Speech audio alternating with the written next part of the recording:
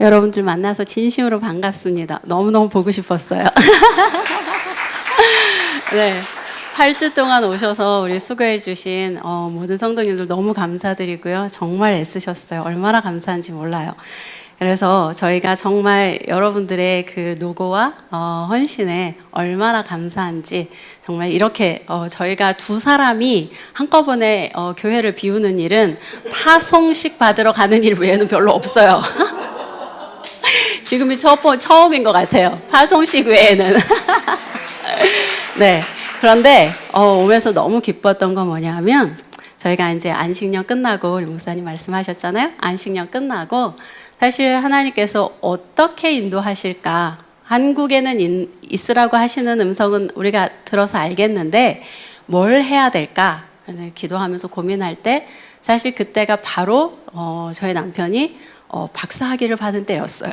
그래서 우리 남편이 딱 마음에 그래, 내가 선교를 위해서 큰 교회에 내가 이력서를 내고 거기에서 내 선교를 크게 하리라. 그래서 그랬을 때 제가 여보, 나는 나의 부르심은 선교사야.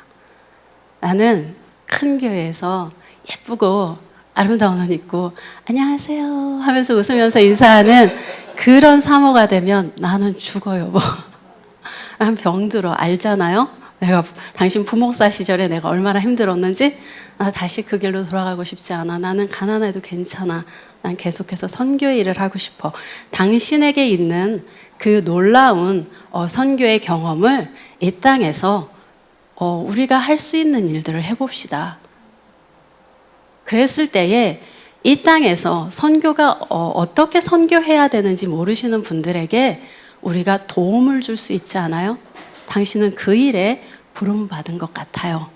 그랬을 때 우리 남편이 그 얘기를 듣고 이력서를 찢었어요. 아내의 말에 얼마나 존중하고 귀하게 들어주는 남편인지 박수 쳐줘야죠. 네, 그래서 여기까지 왔습니다. 그래서 얼마나 오늘 오는 그 발걸음 안에서 남편이 이렇게 운전하고 있을 때 제가 마음에 정말 감격이, 제가 선포했던 그 말이 이제 하나님께서 이렇게 이루게 하시는 그 첫 걸음, 우리가 함께 걷는 걸음, 얼마나 감사하고 귀한지 모르겠습니다. 근데 그 걸음이 여기로 왔어요. 얼마나 감사한지 몰라요. 네, 감사합니다. 그래서 제가 여러분들에게 잠깐 나누고 싶은 말씀은 사실은 제가 마태복음 5장 13절 말씀을 주님이 제 마음에 계속 넣어주셨어요. 하나님, 제가 같이 이렇게 나눌 때에 어떤 말씀을 주님 나누면 좋을까요? 라고 계속 여쭤봤을 때 하나님께서는 계속 이 말씀을 주셨어요. 그래서 왜 이 말씀을 계속 얘기하실까? 여쭤보면서 저는 저희 남편이 어떤 말씀을 나눌지 너무너무 궁금했어요. 근데 이야기를 들어보니까 제가 들은 음성이 딱 맞는 것 같아요.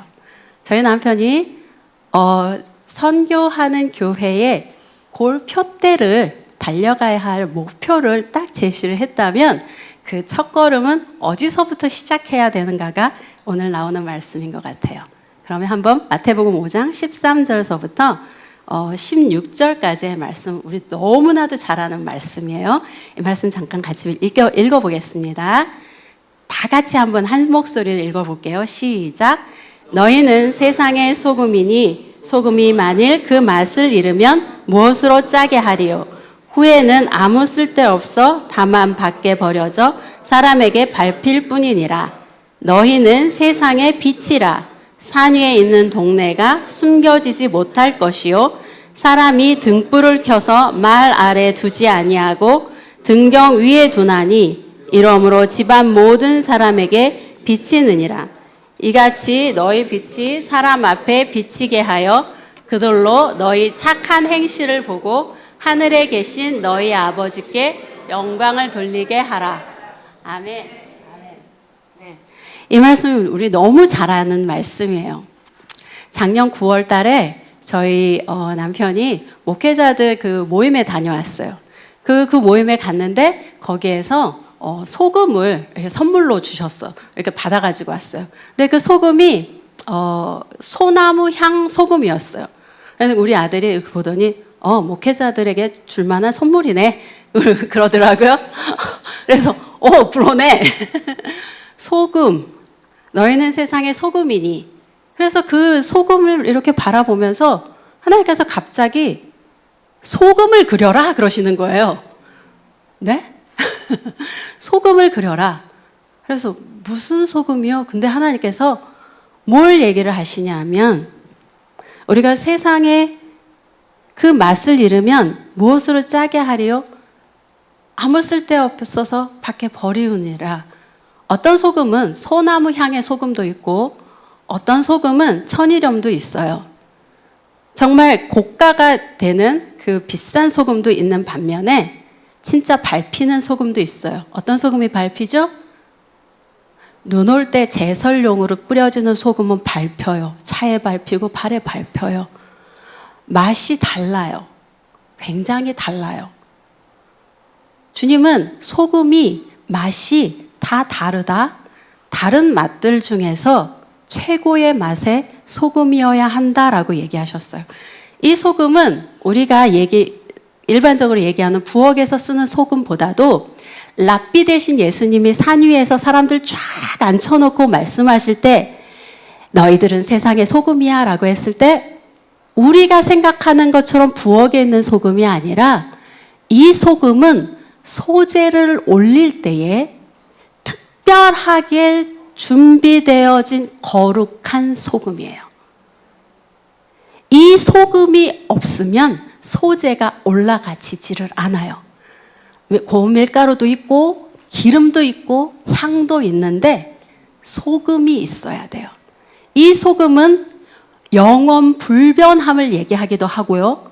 변하지 않는 것을 의미하기도 해요.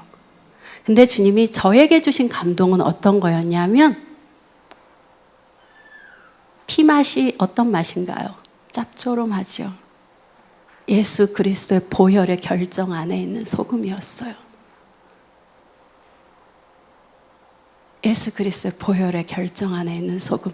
한 번도 보지도 못하고 들어보지도 못한 것을 주님은 어떻게 그려요? 그랬을 때 주님이 이렇게 그리게 하셨어요.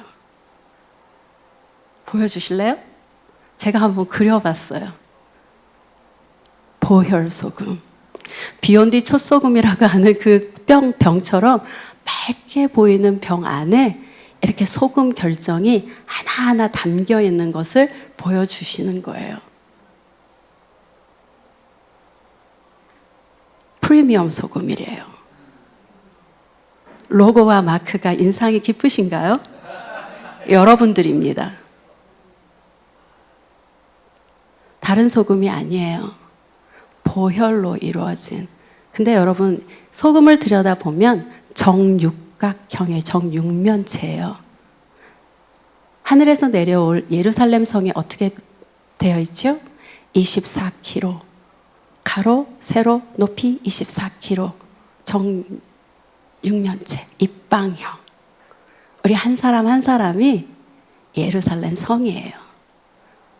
너희들 없이는 내가 아무 일도 안 한다는 뜻이에요. 내가 너희들과 함께 하리라. 이거는 영원한 약속이야. 주님께서 이것을 말씀하고 싶으셨던 것 같았어요. 네, 감사합니다. 하나님께서는 우리가 우리 자신을 생각하는 것보다 우리를 훨씬 더 귀하게 여기시는 것 같았어요. 너희는 세상의 빛이라 산 위에 있는 동네가 숨겨지지 못할 것이요.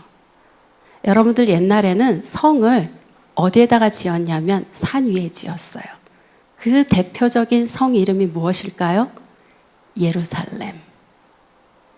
산 위에 있는 성이었기 때문에 난공불락이었어요. 그래서 여호수아가 가나안을 정복하기 위해서 그 지파들이 돌아다녔지만 다윗 왕에 의해서 이 예루살렘 성이 정복되어졌어요. 이 말씀을 유대인들이 들었을 때 무엇이 딱 생각나냐 하면 초막절에 여인의 뜰 네 군데에 엄청나게 큰 금촛대 메노라 4개를 해놓고 8일 동안 초막절을 지내요. 그리고 저녁 때가 되면 사내들인 공회원들이 나와서 이 제사장들이 나와서 횃불 춤을 춰요. 너희는 산 위에 있는 동네, 그 동네에 빛이라. 남자분들에게는 이것이 당시 유대인들에게는 어떤 그림인지 딱 오는 거예요. 사람이 등불을 켜서 말 아래 두지 아니하고 등경 위에 두나니, 매주일 금요일이 되면, 매주말 금요일이 되면 안식일 만찬을 해요. 그랬을 때 안식일 만찬을 처음 무엇으로 시작하느냐? 여인들이 7개의 촛대, 메노라의 촛대에 불 붙이는 거에서 안식일이 시작되어져요. 그렇기 때문에 이 말씀을 당시에 유대인들이 들었을 때 무엇을 생각하느냐? 너희들은 정말 소중한 사람들이고 너희는 빛이어야 한다라고 하는 것을 알아듣게 되어지는 거예요. 이 빛이라고 했을 때에 초막절과 안식일에서 유대인들이 가장 중요한 건 뭐냐 하면 초막절에 그 내릴 비와 더불어 오실 메시아를 기다리는 거였고, 안식일의 초점은 뭐였느냐? 안식의 주인 대신 메시아가 오는 거였어요. 예수님께서 사역을 시작하기 전에 딱 하늘나라의 복음을 쫙 시작하고 선포하시고, 그리고 나서 메시아가 어떤 일을 해야 되는지 쫙 보여주시는 거예요. 요한은 이것을 깨달았어요. 그래서 예수 그리스도를 빛으로 예수 그리스도는 빛이라, 세상의 빛이라 계속해서 얘기하는. 근데 그 빛이 너희야 라고 지금 예수님은 선포하고 계시는 거예요. 어떻게? 예수님께서 우리에게 부어주신 성령으로 우리가 빛이 되어지는 거예요. 그 빛이 너희가 가는 곳마다, 여인들이라면 집안이 밝혀져야 되는 거고, 남자들이라면 도시가 밝혀져야 되는 거고, 이게 너희들의 사명인 거야 라고 선포되어지는 말씀인 거예요. 이 말씀을 하나님께서 우리에게 주실 때에 정말 우리가 이 말씀에 어떻게 순종할 것인가? 어떻게 순종할 것인가? 제가 일본으로 1990 하기도 굉장히 오래된 것 같으네요. 4년에 일본을 유학을 갔어요. 저는 그때 제 마음속에는 소원은 뭐였냐면 그리스도의 향기가 되고 싶었어요. 하나님, 나 그리스도의 향기가 되고 싶은데 어떻게 해야 될까요? 어떻게 해야 될까요? 그러다가 제가 동경에서 공부를 하고 있을 때에 주님을 정말 인격적으로 만났어요. 제가 모태신앙이고 제가 5대째 신앙생활을 했지만 정말 뭐 어렸을 때 초등학교 때 방언도 하고 환상도 보고 열렸지만 나는 나의 이 이기주의적인 성향을, 나만 알고 있는 이것을 극복하기가 너무 어려웠어요. 그래서 주님, 제가 어떻게 하면 정말 그리스도를 닮을 수 있을까요? 난 그리스도의 향기가 되고 싶은데 나의 이 못된 성질이 그게 안 되네요 라고 하다가 정말 죄인 중에 죄인을 구원하시는 그 놀라운 하나님의 인격을 만나고 제가 대학원에 들어가서 기도하기 시작했어요. 근데 그 30년 전의 일본 모습이 지금 우리 한국의 모습인 것 같아요. 제가 대학원에서 몽골 친구가 있었어요. 터키에서 온 노동자가 있었어요. 중국 아줌마가 있었어요. 이런 분들을 만나고 돌아다녔어요. 제 하루는 일본 그 관공서에서 유학생들 와서 이제 재미있는 시간 보내라고 하면서 이제 먹을 거 주고, 그리고 나서 이분들이 애프터 서비스로 노래방을 데려가 주셨어요. 그래서 제가 뭐 일본 노래를 알아야 말이죠. 근데 거기에서 앉아있는 한 중국 아줌마를 봤어요. 결혼 못하는 일본 농촌 총각하고 결혼한 중국 분이셨어요. 친구도 하나도 없고. 그래서 제가 다가갔어요. 우리는 뭘로 소통했을까요? 일본어, 니혼고가 데키마스. 일본어로 소통을 했어요. 그래서 제 매주마다 가서 이분이 끓여주는 국화차를 마시며 이야기를 하면서 복음을 전했어요. 또 그곳에서 또 만난 몽고 친구도 있었어요. 이분이 만들어주는 그 정말 희한 야리끄리한 밀가루로 어떻게 만드시는 그런 것도 같이 먹어보고 복음도 전하고 그렇게 저는 한국에 돌아와서 이제 선교사 헌신 남편과 함께 이제 부부 선교사로 나간 거예요. 그리고 나서 다시 돌아왔을 때에 한국 사회가 옛날에 제가 봤던 그 모습인 거예요. 내가 정말 그때 어렸을 때, 젊었을 때에 내가 정말 세상 물정 모르고 정말 내가 그냥 복음에 미쳐서 어떻게 하면 복음을 전할 수 있을까? 일본 사람에게든 외국 사람에게든 누구하고 거리낌 없이 다가가서 하나님 만나게 해주시는 사람만 있으면 그냥 복음을 전한 거였어요. 근데 한국에서 지금 와서 이런 사역을 하는 사람을 뭐라고 부르느냐 하면 이주자 선교를 한다라고 얘기를 해요. 이런 카테고리를 이렇게 만들어서 이야기해요. 그러나 제가 경험한 것은 뭐냐 하면 내 안에 심겨진 예수 그리스도를 향한 사랑이 내가 누구를 만나든 어떻게 하든 이 사람이 들어보지 못한 복음을 들어보게 하는 것, 그것이 제 안에 있었던 열정이었어요. 어떤 미니스트리 폼을 만들거나 그런 것이 아니라 그냥 다가가서 위로해 주는 것. 제가 처음 한국에서 사역을 교회 개척하면서 만난 루이사라고 하는 인도 친구가 있어요. 한국 분하고 결혼하셨어요. 이분은 인도에서 목회를 하시던 목사님이셨어요. 근데 굳이 한국인 노동자 되시는 분이 이분에게 프로포즈 하셔서 결혼을 하셨어요. 나중에 알고 보니까 한국에 부인도 있으셨던 분이셨어요. 근데 이분은 정말 자기를 사랑한다고 하니까, 근데 이분이 불교셨어요. 그래서 이제 난 불교하고는 결혼 안 한다고 하니까 자기가 예수를 믿는다, 크리스찬인 증거를 세례 증서로까지 보여주시면서 결혼을 하셔서 모시고 왔어요. 그리고 나서 아기가 생겼어요. 그런데 이 아기가 다운 증후군인 가능성이 있다라고 하니까 집에서 내쫓아 버렸어요. 그래서 이분은 산에 가서 울면서 주님 기도하면서, 그리고 나서 아이를 낳고, 근데 그분이 그 인도에서 하시던 사역이 있었어요. 굉장히 가난하고 힘든 그런 기독교 아이들에게 이렇게 한 곳에 모여서 공부할 수 있도록, 인도는 굉장히 넓고 산이 높기 때문에 학교를 가려면 어떤 아이는 굉장히 먼 길을 가야 되는 그런 상황이기 때문에 이 아이들이 한 곳에 모여서 공부할 수 있는 그 일을 하다가 오셨던 거였어요. 이 분이 한국에서 내쫓김을 받고, 그리고 공장에 가서 노동을 하면서 돈을 보내주고, 아파트마다 그 이불을 수거해서 그걸 빨아서, 세탁기도 없어요, 옷을 수거해서 그걸 빨아서 그래서 그 아이들에게 보내주고. 제가 이런 친구를 만나서 얼마나 부끄러웠나 몰라요. 이분이 한국인 독거노인을 찾아가서 자식들이 돌보지 않는 한국인 할아버지 할머니를 가서 위로해드리고 목욕을 시켜드리고,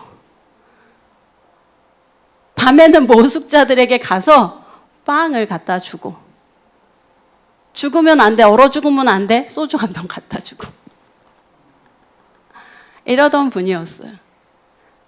처음 만났을 때 정말 하늘에서 하나님께서, 저는 이분을 잘 알지 못했어요. 근데 하나님께서 만나게 하셨는데, 이분을 위해서 기도해 줘야 되겠다라는 마음이 들어서 이렇게 손을 얹어서 기도하는 순간 폭포수같이 성령이 쏟아 부어주면서 이 제 안에서 이분을 대신해서 터지는 오열이 그냥 붙잡고 엉엉 울었어요. 내 딸아, 내가 너와 함께 하리라. 걱정하지 마라. 내가 너를 사랑한다. 그 이후로 하나님께서 함께하는 사람이구나 하면서 지내온 시간들 속에 이분이 어떤 일을 해왔는지를 알았어요. 그리고 다시 이분은 남편이 더 이상, 남편은 그냥 이분과 이분의 아들을 버리고 그냥 해외로 돌아다니셔요. 그래서 본국으로 돌아가셨어요. 본국으로 돌아가셔서 그 아이들과 함께 지내시다가 그 집에서 쫓겨나서 집을 다시 건축해야 되는 그런 상황에 놓여서 중노동을 하시다가 결국은 돌아가셨어요. 그래서 그분을 대신해서 그 아이들의 학비를 대주고 있어요. 그 아들을 위해서 계속 기도해 주고 있어요. 우리는 어떤 사역이 아니라, 왜냐? 루이사가 저에게 동생이라고 불렀어요. 동생, 내가 그 어느 누구에게도 하소연할 수 없어. 내가 우리 오빠에게도 동생들에게도 얘기할 수가 없어. 내가 동생한테는 얘기할 수 있어. 우리 남편이 어떻게 하는지, 남편이 날마다 얼마나 악하게 하는지. 그런데 내 동생, 나는 내 남편을 용서해. 저는 친구에게서 이런 것을 배웠어요.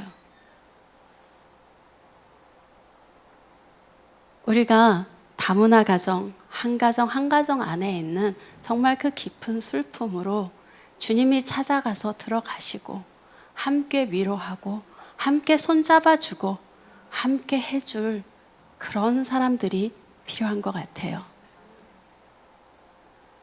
또 한 번은 우리 지체 가운데서 저는 그 외국의 모든 나라들을 다 놓고 기도는 하지만 속속들이 어떤 문제가 있는지는 잘 알지 못해요. 그리고 한 가정마다 어떤 문제가 있는지도 잘 알지 못해요. 그런데 제가 만난 우리 우즈베키스탄 지체는 참 깨진 가정의 어려운 가정이었어요. 그 공부하는 것도 참 힘들고 어려운 상황이었어요. 이해할 수 없는 부모님들과의 관계에서 굉장히 지친 자매였어요. 근데 이 자매를 향해서 하나님은 너는 공주야 이렇게 선포하게 하시더라고요. 얘가 깜짝 놀랐어요. 제가 공주라고요? 너는 공주야. 그리고 하나님께서 너를 높이실 거야. 그리고 하나님이 너를 치유하는 자로 사용하시기를 원하신대. 그 말씀을 이 친구를 이 자매를 처음 만날 때 하나님께서 선포하게 하셨어요. 이 자매에게 계속해서 힘들고 어려운 일들이 생겼지만 하나님의 말씀 안에서 극복하고 일어섰어요. 그러다가 얼마 전에 내가 이제부터 주의 말씀을 내 가슴에 새겨야 되겠다. 필사를 하기 시작했어요. 그래서 이 성경책, 내가 쓴 이 성경책을 예수를 믿지 않는 우리 엄마에게 보내줘야지. 우리 언니에게 보내줘야지. 하고 있을 때 우리 킹스 주빌리에서 예언팀과 또 우리 박 목사님과 또 축사팀과 이렇게 정 목사님과 이렇게 오셨어요. 그래서 이 자매를 향하여서 너는 복음 전도자야! 라고 선포하니까 이 자매가 그 즉시로 반응을 한 거예요. 그래서 저희랑 같이 밖에 나가서 복음을 전하고, 그리고 어제는 저희 아들과 딸이 있는데 그 딸이 계속해서 이렇게 양육해오던 언니가 있어요. 그 언니가 이 마음속에 있는 여러 가지 문제들을 해결해야 되겠는데 그것을 도와달라고 혜진이한테 얘기해서 혜진이는 또 저에게 얘기했어요. 그래서 제가 이 자매에게 같이 가자. 이번에는 네가 주사역자야. 나는 옆에서 서포트만 할 거야. 네가 하는 거야. 그래서 어저께 가서 저녁에 깨끗하게 그 자매의 방 청소를 해줬어요. 그래서 이 자매가 엄마를 용서하고 자기 안에 있는 미움과 증오심, 그리고 자기 존재에 대한 그런 낮은 자존감, 이것들을 다 회개하고 이제 하나님께서 어떻게 이 자매에게 해야 하실지를 듣고 순종하기로 결정을 했어요. 그래서 4년 동안 부모님에게 해오던 거짓말을 이제 다 청산하고, 그리고 엄마에게 가서 내가 엄마를 다 용서했다고 선포하고 가족과의 화해를 누릴 것을 어제 결단했습니다. 아멘. 할렐루야. 네. 우리가 지나치는 한 사람이 한국 사람이든 누구이든 하나님께서는 동일하게 사랑하신다라는 거예요. 제가 작년 10월 달에 이 보혈소금에 대해서 하나님께서 말씀하시고, 그리고 나서 11월 달쯤에 제가 꿈을 꿨어요. 어떤 여인이 분만실에 이렇게 배가 이렇게 불렀는데 거기에서 분만실에서 아이를 낳았어요. 그래서 아이를 낳아가지고서는 아이를 낳았는데 이 여인은 없어지고 아이만 있는 거예요. 그래서 제가 이제 그 아이를 이렇게 안았어요. 그래서 막 예쁘다 예쁘다 하고서 안고 있는데 저희 딸이 꿈에서 저희가 이렇게 오면서 엄마, 그 아줌마가 낳은 그 아기는 쌍둥이야. 하나가 아니라 둘이라고? 그러면서 제가 이렇게 찾아서 보니까 책상 위에 어떤 아이가 이렇게 있어요. 아이가 웅크리고 있어요. 삐쩍 말라 있어요. 그래서 그 아이를 제가 이렇게 안았어요. 그래서 이 아이를 이렇게 끌어안았을 때에 제 마음에 온 감동은 뭐였냐면, 최근에 낙태 금지법이 사라지면서 많은 사람들이 낙태 문제에 대해서 주목을 하기 시작했어요. 저도 예외는 아니었어요. 그런데 제 마음에 있는 감동이 뭐였냐면, 이 문제는 우리가 생각하는 것보다 굉장히 심각하다라는 거예요. 십계명에 간음하지 말아라, 살인하지 말아라. 이것을 범하는 것이 얼마나 큰 문제인가. 우리가 부흥을 놓고 기도를 하고 있을 때에 지금 한편에서는 이 일들이 심각하게 벌어지고 있는 거예요. 그런데 생명을 해하지 말라라고 하는 그 메시지는 크리스찬들에게만 주신 메시지가 아니에요. 노아가 노아 홍수 이후에 하나님께 번제를 돌렸을 때에 하나님께서 주신 말씀이었어요. 그러면 전 인류에게 해당되는 말씀인 거예요. 이 진리를 내가 안다면 내가 이것을 침묵할 수는 없다라는 마음이 들었어요. 그리고 이 문제를 다른 나라에서 우리나라의 문제를 해결해 줄 수도 없다라는 생각이 들었어요. 그러면 나는 내가 아는 한 이거는 안 된다라고 외쳐야 된다라는 마음이 들었어요. 그래서 생명 존중 운동이라고 하는 것을 시작하게 되어진 거였어요. 왜? 죽이는 영이니까.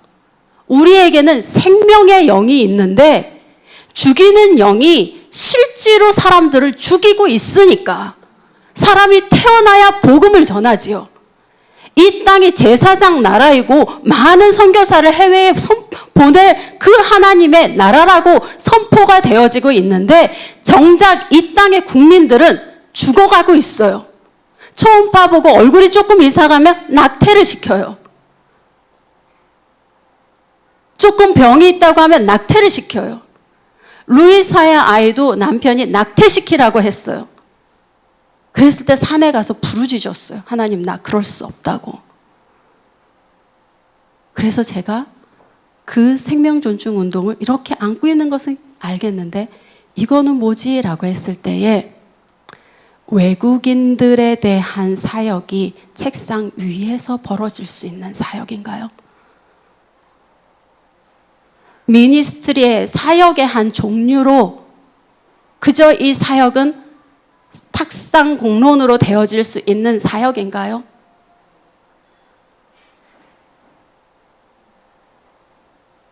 한 파트로, 교회 안에 한 파트로 내어줄 수 있는 사역인가요?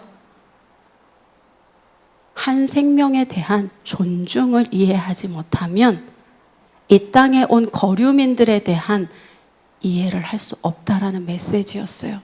그런데 오순절에 일어난 그 놀라운 역사는 사실상 그 구약시대에 하나님께서 그 오순절 때 어떤 제사를 드려야 되는지를 보여주시고 레위기 23장 말씀 밑에 이 밀을 수확해서 하나님께 기쁨을 드리는 그 제사 가운데 너희가 수확을 할 때에 너희 중에 거하는 가난한 자와 거류민을 위하여서 너희가 귀퉁이를 다 베지 말고 남겨두어라.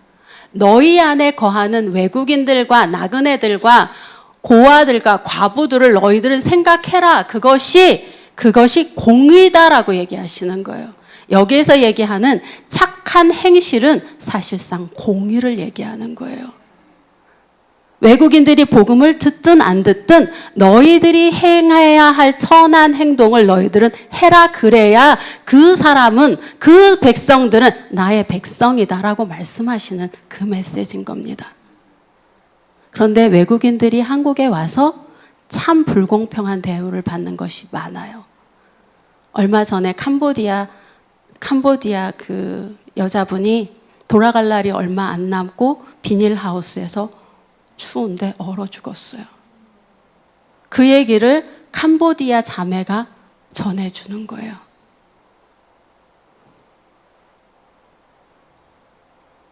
(20년) 전에 제가 본 그 외국인들은 많은 사람들이 노동자들이었어요. 그랬을 때 그들이 하는 이야기는 뭐였냐면 다치고 부당하게 대우받고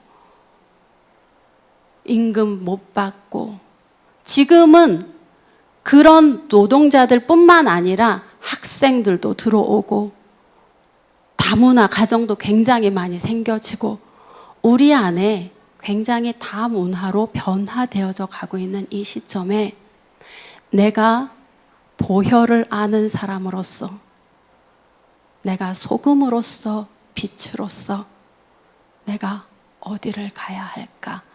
내가 가는 그 발걸음은 단지 예루살렘과 유다뿐만 아니라 사마리아와 땅끝까지 가야 되는데, 그 땅끝에 사는 사람들이, 내가 가서 만나야 되는 그 사람들이 이 땅에 와 있다는 거예요. 내가 마음만 열고 내가 작정만 한다면 지나가는 사람들을 만나서 대접할 수도 있고 그들에게 복음을 전해줄 수 있다는 거예요. 아까 목사님이 얘기한 것처럼 저희 교회에는 키르기즈스탄, 우즈베키스탄 이런 곳에서 온 자매들이 있어요. 저는 작년부터 카자흐스탄에 온 아이를 가르치고 있어요. 다문화 학교에 전화를 걸어서 제가 봉사를 하고 싶은데 한국어를 제가 가르쳐주고 싶어요. 제가 할 수 있을까요? 그랬을 때 한 선생님이 이제 2달 된 알비나라고 하는 아이가 있는데 이 아이를 좀 가르쳐 주면 좋겠어요. 그러는 거예요. 그래서 제가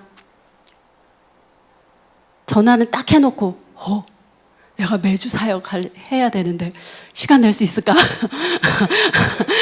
주님 막 감동이 와가지고서는 전화는 걸었는데 이름을 막상 들고 보니까는 한국말은 전혀 안 된다는데 러시아 이거 어떻게 하지? 생각이 들었어요. 그래서 주님께 기도했어요. 하나님 어떻게 하죠? 어떻게 할까요? 근데 주님이 아침부터 저녁까지 식사 준비를 할 때나 설거지를 할 때나 머릿속에서 끊임없이 알비나 이러시는 거예요. 그래서 주님 알겠습니다. 제가 하겠습니다. 근데 그때 주님께서 제 마음에 어떤 마음을 주셨냐면 이 아이의 아빠는 크리스찬이었다. 그리고 선교사가 세운 교회에서 복음을 들었다 라고 하시는 거예요. 그래서 이 정도의 정보를 주실 때에는 분명한 목적이 있을 거야. 그래 하자. 그러고서는 이제 가르치기 시작했어요. 그리고 나서 이 아빠에게 여쭤봤어요. 아버님, 혹시 교회 다니셨어요? 네, 저는 젊었을 때 교회 다녔어요. 그래요? 혹시 그 교회가 선교사가 세운 교회인가요? 네, 그래요. 그래서 이 아이를 열심히 가르쳤어요. 근데 이 아이가 천에서 살다가 인천으로 이사를 갔어요. 그래서 인천으로 이사를 갔는데 제가 코로나 때문에 이 복지 그 관계된 모든 것이 다 셧다운이 됐어요. 안 해요. 그래서 제가 이런 상황에 오히려 이런 아이는 더 접촉이 필요해 라고 해서 제가 자진해서 이 아이에게 전화를 해서 카카오 비디오 톡으로 가르치기 시작했어요. 계속해서 가르치기 시작했어요. 그래서 올해 구정 때 이 아버님이 이 아이를 데리고 천안을 방문하신대요. 그래서 방문하셔가지고 저희 집에 오셨어요. 그래서 차를 대접하고 아버님이 그러는 거예요. 선생님, 바쁘시면 안 하셔도 돼요. 그러시더라고요. 그래서 제가 왜 하는지를 말씀드렸어요. 아버님, 제가 알비나를 이렇게 가르치려고 할 때에 하나님이 저에게 이렇게 말씀하셨어요. 그래서 아버님은 지금 바쁘셔서 교회를 안 다닌다고, 나는 지금 바빠서 교회 못 가요 하지만 하나님은 아버님을 잊지 않으시고 아버님의 딸을 가르치게 하십니다. 아버님이 눈물을 흘리셔요. 그래서 이 아이에게 계속해서 성경을 읽히고, 다른 사람들이 다른 영향을 줄 수 있잖아요. 제가 성경을 읽히고 아이를 위해서 기도해주고, 이 아이가 우리 교회에 오든 오지 않든 복음을 전해서 이 가정이 구원받게 하는 것, 그것이 주님이 기뻐하시는 일인 줄로 저는 믿습니다. 이 일에 여러분도 초청받았습니다. 초청장이 여러분들 손안에 있습니다. 자, 여러분들 이 초청장을 받으시겠습니까? 받으시겠습니까? 테이크 하시겠습니까? 자, 테이크 하시는 분은 자, 테이크 받으세요. 네, 제가 이 땅에서도 열방을 섬기기 원합니다. 네, 여러분들을 위해서 잠시 기도해 드리겠습니다. 사랑의 주님, 우리를 향하여서 소금이라고 말씀하신 주님, 우리를 향하여서 거룩하라라고 말씀하신 주님, 너희들이 들어가는 그 소재가, 너희 소금이 있지 않으면 그 소재가 완성되지 않는다. 너희가 있어야 된다. 아버지 하나님은 우리를 소금으로 부르셨습니다. 이 소금은 주님께서 다른 맛이 아니라 예수 그리스도의 보혈의 맛만 우리를 통해서 나기를 원하신다라고 말씀하십니다. 너희들은 세상의 빛이라고 말씀하셨습니다. 이 도시를 비추는 빛, 집안을 비추는 빛, 어디를 가든지 어두움과 함께 하지 않는 빛, 빛이 켜지는 곳에 어두움은 즉시 물러가는 그 빛, 우리가 걸어가는 거리마다, 우리가 방문하는 사람들마다, 우리가 악수하는 사람들마다 아버지 하나님 빛이 들어가게 하여 주시옵소서. 거룩하게 되어지게 하여 주시옵소서. 열방들이 이 땅으로 오고 있을 때에 하나님, 우리의 열정, 하나님을 향한 그 사랑과 하나님을 향한 그 열정으로 아버지 하나님 이들을 품을 수 있게 하여 주시옵소서. 계속해서 소금의 맛을 내게 하여 주시옵소서. 계속해서 빛을 비추게 하여 주시옵소서. 그래서 아버지 하나님께서 기뻐하시고 우리가 봐야 할 바로 그 골, 만국이, 만민이 각자의 방언으로 하나님을 예배하게 될 때에 그들 가운데 우리를 향하여서 눈 찡긋하면서 내가 당신을 통해서 구원받았어요 라고 하고 웃으면서 인사하러 오는 이들이 반드시 있게 될 줄로 믿습니다. 아멘. 감사드립니다. 하나님 감사드립니다. 감사드립니다. 감사드립니다. 확장되어지게 하시옵소서. 확장되어지게 하시옵소서. 확장되어지게 하시옵소서. 더 권능과 능력과 사랑과 긍휼이 풀어지게 하여 주시옵소서. 확장될지어다. 확장될지어다. 이것은 옵션이 아니라 우리가 해야 되는 착한 행실, 공의와 정의에 속하는 것을 선포합니다. 감사를 드립니다. 예수님의 이름으로 기도드립니다. 아멘.